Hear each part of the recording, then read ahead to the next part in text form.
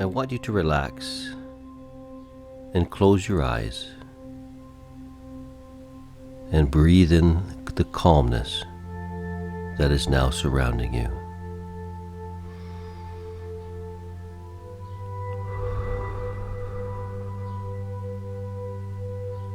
A long, deep, relaxing breath. And as we breathe in, I want you to imagine that we are surrounded by calmness, tiny little white sparkles of calmness. And as you breathe them in, you will feel them running through your bloodstream. Little sparkles of calm, relaxing energy. Almost like the feeling of warm water when you slip into the tub, or when you put your feet in warm, hot water. That warmth flowing now through your bloodstream. Little sparkles of calmness everywhere with each breath. Now I want you to begin to concentrate on your forehead for a few moments.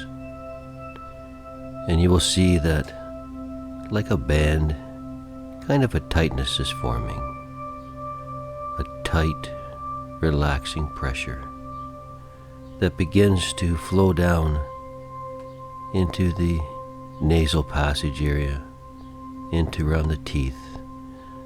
Calm sense, almost a feeling of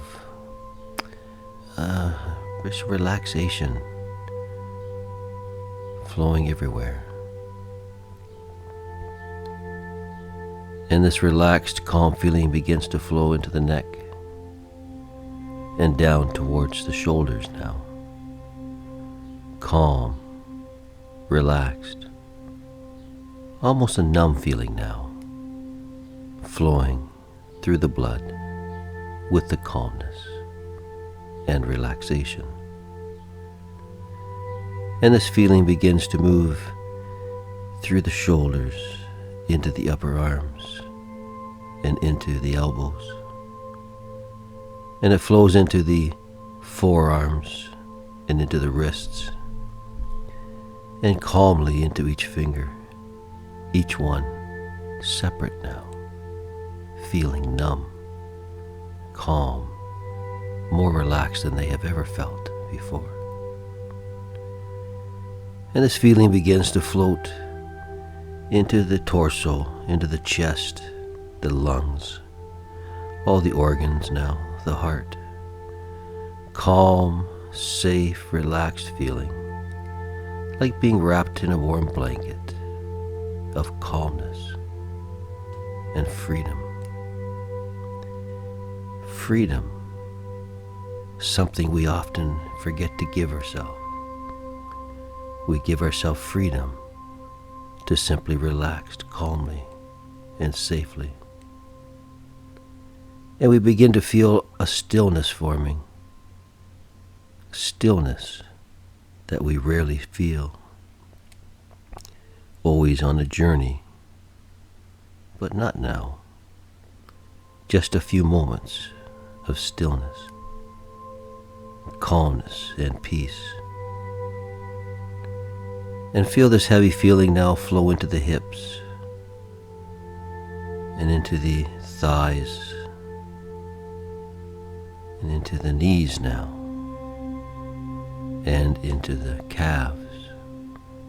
Heavy, warm feeling. Heavy, warm feeling. Into the ankles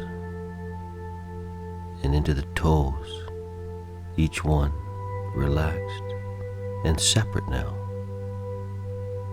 numb, calm, and peaceful. Relax and take a deep breath.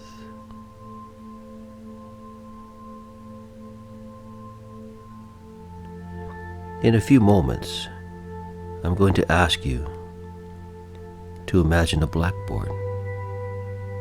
Any old blackboard will do. Look at the edges of it now. Can you see it? Can you see your blackboard? And look at the surface, the roughness, the smoothness. And now when I pick up a piece of chalk,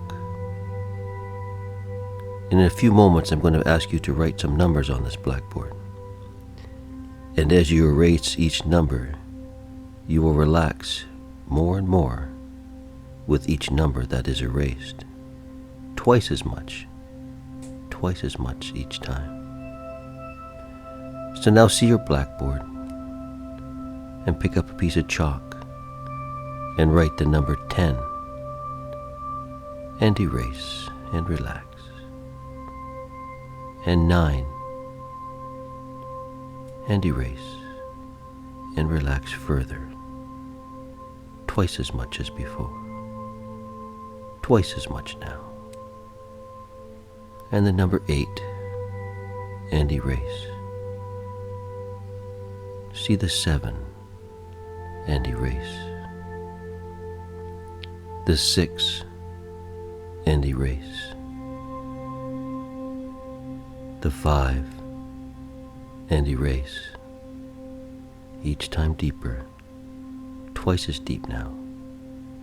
And the 4 and erase.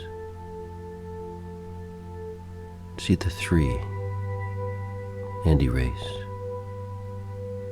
See the 2 and wipe it off. See the 1 and wipe it off. And feel the calmness around you now. More calm than you have ever been. Safe and relaxed. Now ready. Now open and calm. Ready to listen.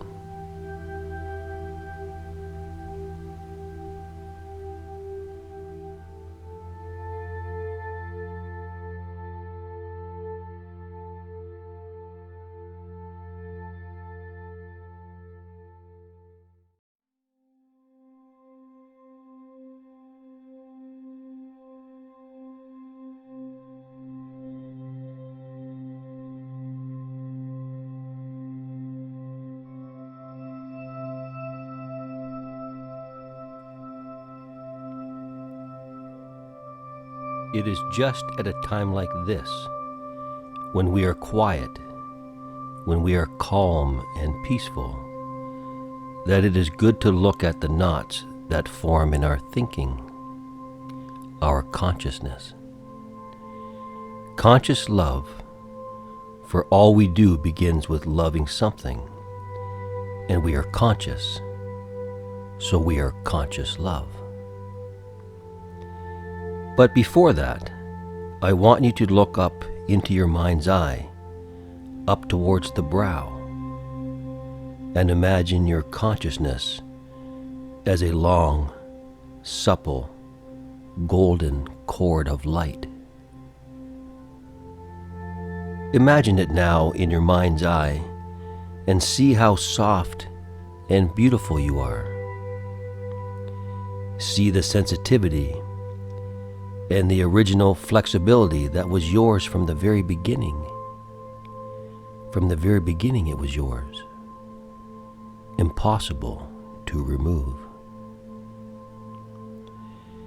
It is exactly this reason, this sensitivity, this powerful openness, that knots begin to form so many years ago. Natural in experience. Natural. See them now, these knots caused by life's events, our fears, our anxieties, how we have changed because of them, from open to a little more closed each time, a little more cautious until one day the door is closed. Our sensitivity in hiding now, peeking out only to our closest friends now, and even then not entirely sure. See this beautiful, sensitive one.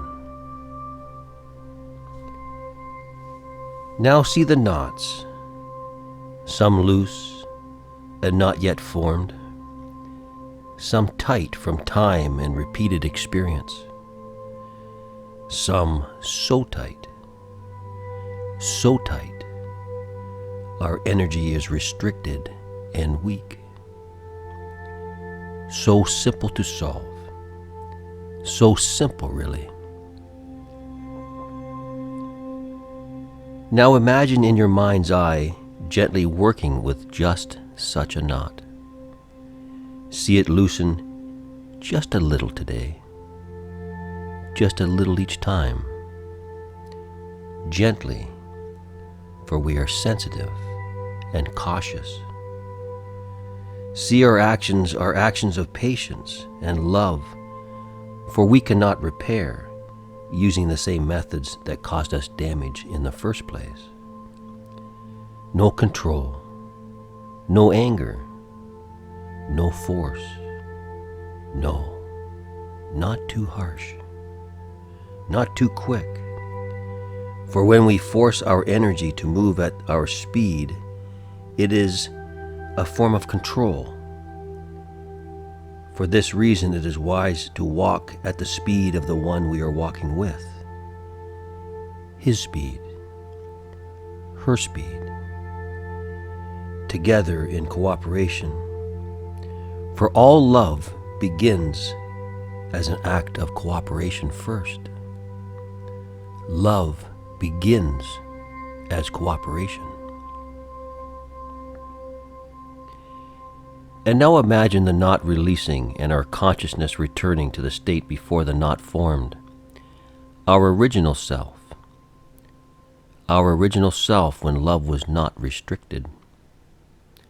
Our original self when love was open and trusting. Consumption is just such a knot in our consciousness. For many of us, the act of consumption never ends, has never ended, controls our lives, holds us to its schedule. The knot of consumption can restrict our natural love, can direct it to love some things more, and to love some things less. It changes us from the original self to something different. I asked my teacher once, an enlightened Buddha, "Teacher, why do you eat only once a day when I was trained to eat 3 times a day, and I am still hungry?"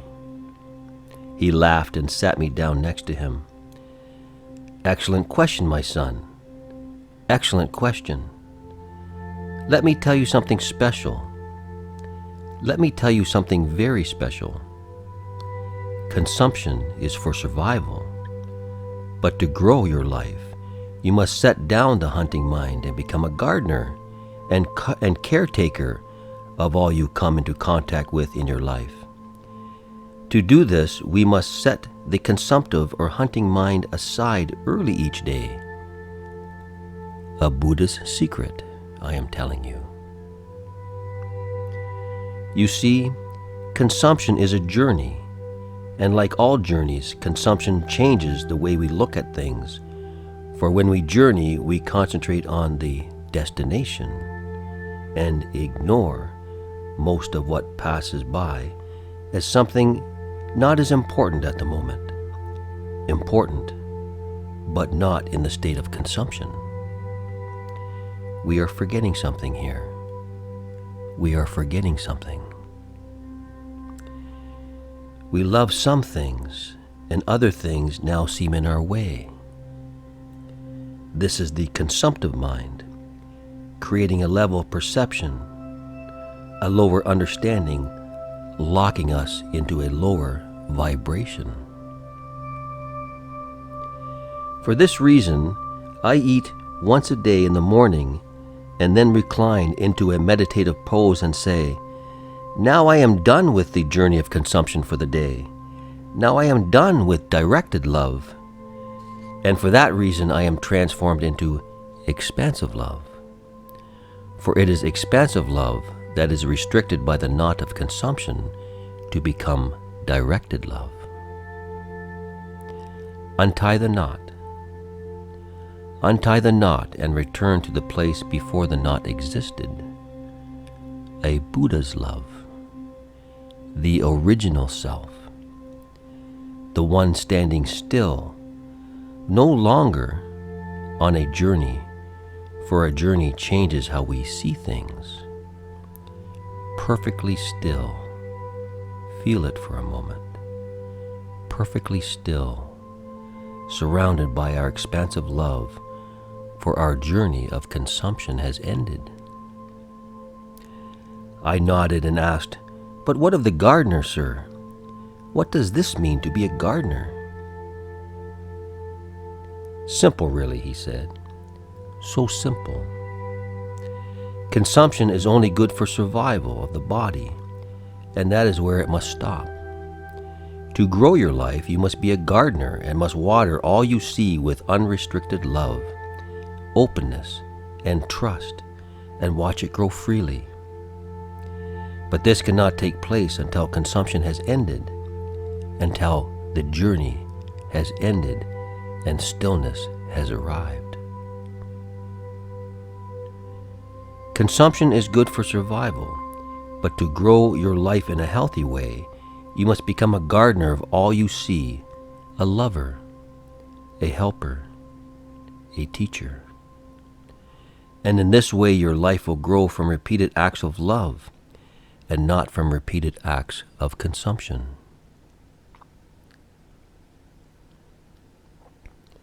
And in that moment the story of the Buddha faded, and quiet peacefulness returned.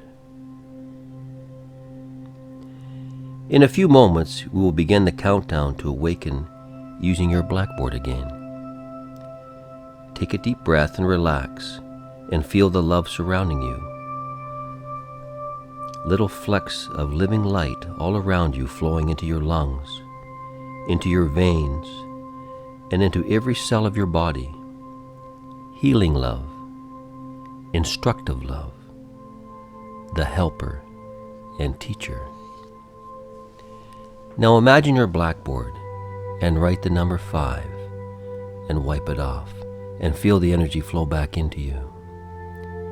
And now 4 and wipe it off and awaken. And now 3 and wipe it off and awaken. And now 2 and wipe it off and awaken still more.